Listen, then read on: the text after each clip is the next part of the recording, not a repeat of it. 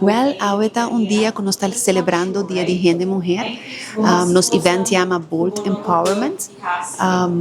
Y ya, nos estamos muy contentos con el de Gente Mujer a bien ahora que nada, pues es idea de evento que no está solamente para empower nos como gente mujer, pero también para nos posia, nos mes quem eigenlijk nos está.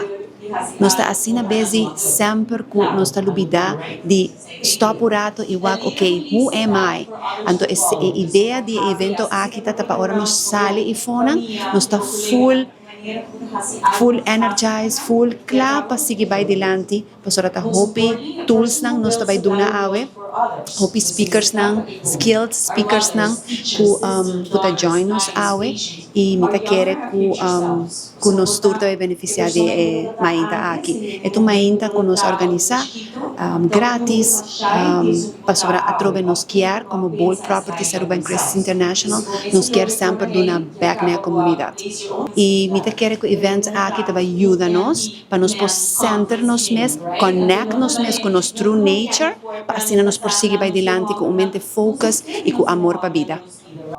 Awe nos está creciendo boldly empowered para turnos mujeres poderoso.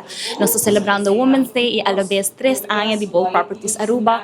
Nos hace evento aquí pues nos que empoderar otros, nos que crea un camino entre mujeres poderoso y sí, nos está haciendo con ng mujeres que inspirarnos y ng amigo Aileen a pensar nos ver otros nos también de nos está hace algo sin aquí para Women's Day, pero let's make it bigger. Y di primer meeting y further idea que crece te quiero estar awikinan con 10 amazing speakers.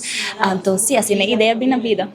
Happy International Women's Day. Você está seguro, você está poderoso, você está bonita, você está amoroso, você está apaixonado. E me espera você estar parte de nossa comunidade de Bold Properties Aruba e Happy International Women's Day.